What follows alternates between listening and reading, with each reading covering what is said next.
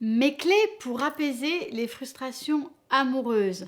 Bonjour à tous, je suis Myriam Bidot, psychoclinicienne et thérapeute de couple depuis 2009. Je travaille à distance en visio à travers mes programmes de coaching et mes accompagnements et également au cabinet ici à Brigné, près de Lyon. Bienvenue dans cette nouvelle vidéo. Vous sentez-vous frustré dans votre relation de couple sans vraiment savoir pourquoi et comment y remédier ? Avez-vous l'impression que vos attentes envers votre partenaire ne sont pas satisfaites et engendrent ainsi beaucoup de frustration? Ou bien souhaitez-vous découvrir des moyens efficaces pour comprendre, gérer et apaiser vos frustrations amoureuses? Aujourd'hui, nous allons parler de mes clés pour apaiser les frustrations dans une relation de couple. Dans cette vidéo, je vous partagerai des conseils sur comment gérer et apaiser ces frustrations qui peuvent survenir. Alors, êtes-vous prêt à prendre des mesures pour transformer votre relation et votre bien-être émotionnel? C'est ce qu'on va voir ensemble. Juste avant de vous transmettre mes conseils, analyses, mes expériences de coach et thérapeute de couple depuis plus de 15 ans, je vous invite vraiment à mettre un pouce bleu sous cette vidéo si ce sujet vous intéresse. Ça permet aussi à l'algorithme de YouTube de bien référencer la vidéo, de la montrer à un maximum de personnes et ça permettra à un maximum de personnes de pouvoir bénéficier de mes conseils et éventuellement de se faire accompagner s'ils en ont besoin. Donc je vous remercie vraiment pour ça et n'oubliez pas, abonnez-vous à la chaîne, c'est toujours un plus parce que ça vous permet de recevoir les vidéos directement dans votre boîte mail. Le premier point, c'est comprendre la source de la frustration. Comprendre la source de la frustration en couple, c'est une étape importante pour la gérer efficacement. La frustration est généralement un signe que quelque chose dans la relation n'est pas comme vous le souhaitez. Elle peut survenir en réponse à diverses situations. Des attentes qui ne sont pas satisfaites, des besoins qui ne sont pas comblés, des malentendus, une communication qui est inefficace ou inexistante, un manque de respect, un manque d'appréciation. On va d'abord regarder quelles sont les attentes non satisfaites. Dans une relation de couple, nous avons tous des attentes quant à la façon dont nous pensons que les choses devraient se passer. Par exemple, vous pourriez vous attendre à ce que votre partenaire consacre du temps chaque jour à discuter avec vous, à partager les tâches ménagères, à organiser des sorties régulières. Si ces attentes ne sont pas comblées, la frustration peut s'installer. Il est important quand même de se rappeler que chacun a une perception différente de ce qui est normal ou de ce qui est suffisante dans une relation. Et l'insatisfaction d'une attente est souvent due à une communication inefficace sur cette attente. Ensuite, les besoins non comblés peuvent également être une source de frustration. Dans une relation, chaque personne a ses propres besoins, qui sont des besoins émotionnels, des besoins physiques. Ces besoins peuvent concerner l'affection, l'intimité, l'attention, la reconnaissance, le soutien, etc. Et si vous sentez que vos besoins ne sont pas comblés, cela va engendrer une frustration persistante. Après, ce qui est important de se rappeler, c'est que la question des attentes et des besoins, ce sont souvent des écueils parce que ça veut dire que vous mettez tout cela, toute la responsabilité de la satisfaction de ces attentes et de ces besoins sur votre partenaire ou sur la relation. Or, en tant qu'adulte capable de savoir ce qui se passe en vous, vous devez aussi de faire l'analyse de tout ça et de prendre vos responsabilités par rapport à la satisfaction de ces attentes et de ces besoins. Vous ne pouvez pas faire peser toutes les attentes sur l'autre et sur la relation parce que c'est la meilleure façon d'être systématiquement déçu et d'accumuler frustration et rancœur au fur et à mesure de la relation. L'autre n'est pas là pour vous rendre heureux ou heureuse, même si bien entendu, de par un comportement adéquat, une façon d'être dans la relation impliqué, engagé, il va pouvoir contribuer à votre épanouissement. Il est important aussi pour vous de comprendre quelle est la source de cette insatisfaction, quelle est la source de ces frustrations, de traiter ce qu'il y a à traiter dans la relation, c'est-à-dire d'adresser, d'informer le partenaire de ce qui se passe pour vous, de trouver ensemble des solutions, mais également pour toutes les frustrations et insatisfactions personnelles, de pouvoir faire le travail sur vous pour pouvoir les adresser. Parfois, la frustration, les insatisfactions sont liées à des problématiques relationnelles avec nous-mêmes qui vont avoir aussi un lien avec notre façon d'opérer, avec nos premières figures d'attachement, mais également à ce qui se passait dans la relation entre nos parents. Il y a souvent des schémas l'on va avoir tendance à reproduire dans notre relation et c'est important aussi de mettre de la lumière là-dessus, parfois avec l'aide d'un psychothérapeute ou d'un psychologue, pour pouvoir véritablement regarder ce qui se passe en nous et ce qu'on est en train de jouer et de rejouer à l'occasion de la relation avec notre partenaire. En résumé, comprendre la source de votre frustration nécessite une réflexion sur vos attentes, sur vos besoins, sur la qualité de votre communication et le niveau de respect et d'appréciation dans votre relation.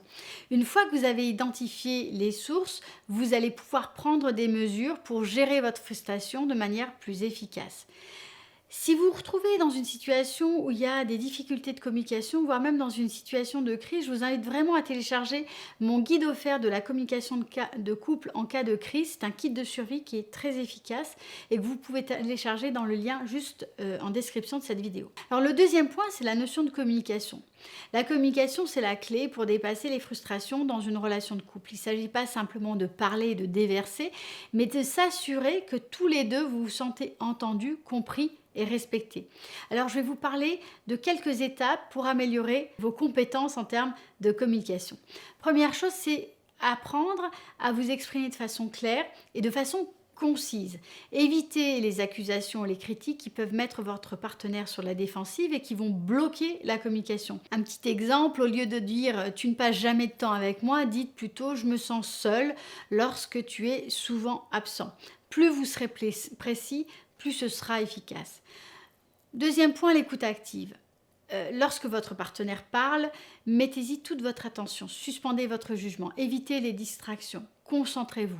Montrez que vous écoutez par des signes non verbaux, en hochant la tête. Ne l'interrompez pas, mais reformulez véritablement ce qu'il est en train de dire et utilisez le miroir, c'est-à-dire dire exactement ce que l'autre est en train de vous dire. Cherchez à comprendre son point de vue, à vous mettre à sa place sans nécessairement vous laisser complètement happer. Et puis demandez des clarifications. Si vous ne comprenez pas quelque chose, si vous ne suivez pas, n'hésitez pas à poser des questions ouvertes pour clarifier. Cela montre à votre partenaire que vous êtes en train de l'écouter. Exprimez vos émotions et vos besoins de façon constructive. Ça demande, bien entendu, d'avoir fait un petit travail d'introspection avant. Lorsque vous vous sentez frustré, exprimez ce qui se passe pour vous sans blâmer, sans critiquer votre partenaire, sans lui dire que c'est à lui de résoudre le problème, parce qu'en réalité, il y a une grosse partie qui vous appartient, qui est souvent liée à votre histoire et une petite partie qui va se jouer dans l'interaction. Prenez des temps de pause si nécessaire lors de vos conversations. S'il y a trop d'émotions, le fait de faire un break, c'est absolument essentiel en sachant bien entendu que vous reviendrez à la discussion le temps voulu et puis évitez d'avoir des sessions de discussion trop longues mais plutôt fragmentées en plusieurs conversations. Pour résoudre les conflits de façon constructive, ça va être important de regarder ensemble le problème plutôt que de dire que le problème c'est l'un ou l'autre. L'idée c'est de toujours vous dire que quand le problème c'est l'autre, vous avez déjà perdu. Le problème c'est quelque chose qui a trait et qui est à l'extérieur de votre relation et vous allez former une équipe pour résoudre ces difficultés. Ensuite, le troisième point, c'est le travail sur soi. Travailler sur soi, bien sûr, c'est une composante essentielle pour être moins frustré dans sa relation de couple, mais aussi dans d'autres relations. La seule différence avec le couple, c'est que en général, tout est beaucoup plus exacerbé dans les relations de couple. Cela implique de comprendre vos propres émotions, d'accepter vos limites, d'accepter vos imperfections, d'accepter vos parts d'ombre et toutes les choses que vous n'aimez pas chez vous pour prendre la responsabilité de vos actions.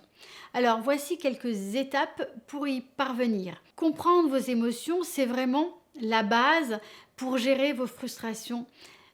C'est qu'est-ce qui déclenche cette frustration? Est-ce que ce comportement est spécifique de votre partenaire? Est-ce que c'est une situation précise? Est-ce que c'est quelque chose en vous-même? En général, c'est la conjonction de plusieurs choses, de plusieurs des choses que je vous ai citées. Ensuite, pratiquez l'autocompassion. Il est normal de se sentir frustré. Pratiquez l'autocompassion. Il est normal de se sentir frustré de temps en temps. Ne vous blâmez pas pour vos émotions. Au lieu de cela, Traitez-vous avec beaucoup de gentillesse, avec beaucoup de compréhension, comme si vous étiez votre meilleur ami. Faites alliance avec vous-même pour pouvoir petit à petit accueillir les émotions, accepter vos limites et avancer. Apprenez à gérer aussi vos attentes. Une grande partie de notre frustration vient d'attentes non satisfaites. Si vous attendez à ce que ce soit votre partenaire qui agisse d'une certaine manière et qu'il ne le fait pas, bien entendu, vous allez être frustré. Vous allez être dans une situation même d'échec et vous allez reproduire ces échecs incessants. Essayez d'ajuster vos attentes en fonction de la réalité. Essayez de faire attention à toutes les histoires que vous racontez, aux influences que vous pouvez avoir, aux croyances que vous avez qui en général vont créer chez vous beaucoup de frustration, beaucoup de déception et beaucoup de mal-être.